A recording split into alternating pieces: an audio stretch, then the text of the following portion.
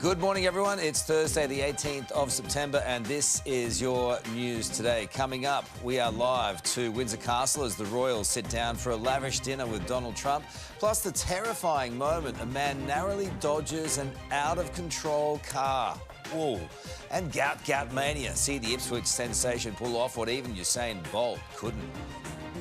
Thank you, Carl. But first up, let's begin with breaking news. We want to take you straight to live pictures where King Charles and President Donald Trump have just sat down for a state banquet. All the pomp on display there.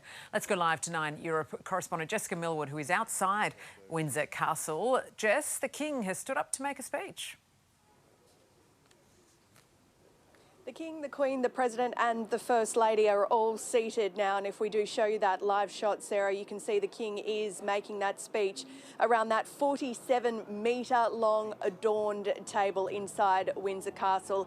He has been speaking about how the people of the United Kingdom and America have fought and died together for the values they hold so dearly.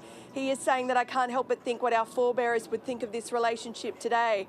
And he has even cracked a joke, King Charles, saying, I understand that British soil makes for rather splendid golf courses. It was an absolute spectacle as the guests of honour arrived inside the green room here at Windsor. Melania wearing a, what do we call that, a yellow or mustard dress with a pink belt.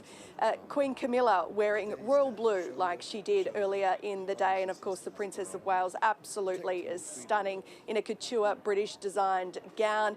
But the King continues to deliver his speech. That will likely take around 15 minutes, and then Donald Trump will stand up and we'll tell you what he had to say in the next half an hour. Sarah? Very much looking forward to that, Jess. Everyone looking delightful. Well, before the US President even arrived in the UK, there was controversy mid-flight. Air traffic controllers repeatedly ordering pilots of a Spirit Airlines flight to turn away from Air Force One as it travelled to London. Pay attention, Spirit 1300 traffic's off your left wing by 8 miles, 747. I'm sure you can see who it is. Keep an eye out for him. He's white and blue. I got to talk to you twice every time. Pay attention. Get off the iPad.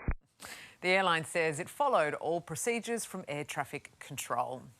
Well, the main suspect in the disappearance of British toddler Madeleine McCann has been released by German authorities overnight.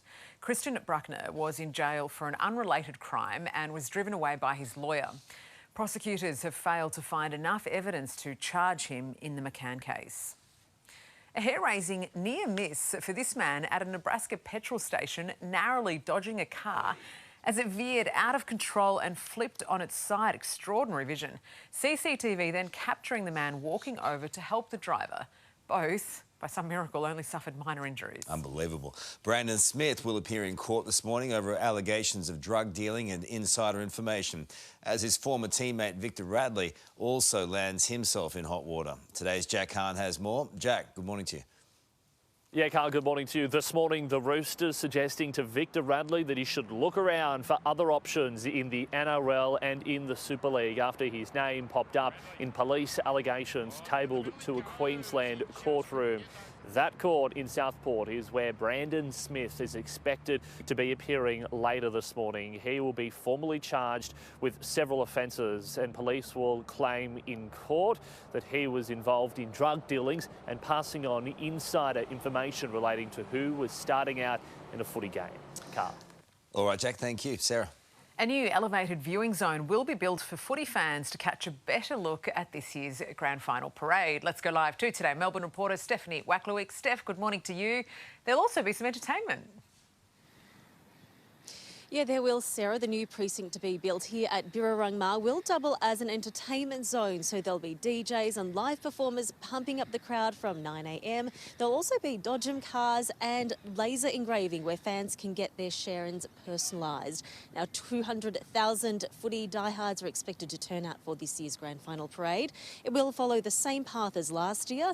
And for the first time, it will also feature AFL stars. Sarah. Oh, fabulous. Thank you, Steph. A bold new attraction could transform Brisbane skyline. A flying fox zipping thrill seekers over the brown snake. Let's go live to Today Queensland reporter Andrea Crothers. Hey, Andrea, who's behind the push? John Sharpie is a tourism identity here in Brisbane. He's the bloke behind the Story Bridge climb as well as the Brisbane Powerhouse's Vertigo suspended restaurant. Now he wants this, a flying fox which would harness riders take them from the cliffs to the city. They'd go back via the footbridge. It would also be wheelchair accessible. Right now, it's still just a concept, so it's undergoing engineering, environmental works, the exact start-finish points to undergo consultation as well. But it is making a bid for state government funding, and if this manages to take off, it could deliver an adventurous, fully accessible way to cross the river. Carl. Beautiful morning there, Andrea. Thank you. The Prime Minister has returned home empty-handed last night, failing to lock in a landmark defence pact with Papua New Guinea. A signing ceremony with Prime Minister James Marape collapsed at the last minute, leaving Australia red-faced. Marape will now send his Defence Minister to Beijing to explain the agreement, giving China a high-level opening to weigh in. Both nations insist the treaty will eventually be signed. Victoria could run out of room in its prisons when new bail reforms come into force. According to News Corp, warnings have been raised over a potential surge in inmates filling jails and police cells by the middle of next year. There are also concerns officers will be pulled off the beat to look after criminals held at police stations. Doctors are being urged to rethink asthma treatment, with new research showing blue reliever puffers may raise the risk of severe attacks. Updated guidelines from the National Asthma Council now recommend inhalers that treat both symptoms and inflammation. Using more than 12 blue puffers a year is now linked to a higher risk of death. An Australian swimming champion, Chalmers, has turned down a multi-million-dollar offer to compete at the Enhanced Games. According to the Sydney Morning Herald, Chalmers was offered $3.8 million to compete and become an ambassador for the controversial Games, which begin next year. Former Australian Dolphin James Magnussen is one of the faces of the event.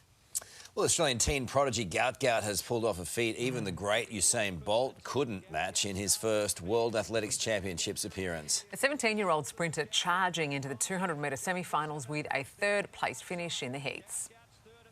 He's coming through. He's going to get there in the heat. He's through to the semi-finals. And the young man's talent just comes to the surface here in front of the world. This is the biggest stage in the world for athletics. This is the World Championships against the best of the best. So obviously it's a bit nerve-wracking, but I'm just going to go out there and keep running. That's what you got to do. He'll be joined by Tori Lewis, with both set to fly the Aussie flag in tonight's men's and women's semi-finals in Tokyo. What were you doing when you were 17? Not that. Trying to do that. I was running from something else. Let's take a look at the weather across the country now. Another warm day right across Queensland, but we're seeing clear conditions in Sydney, Canberra and Melbourne, coming with a chilly start. Showers will be easing for Hobart and Perth. It'll be fine conditions for Adelaide, Alice Springs and Darwin.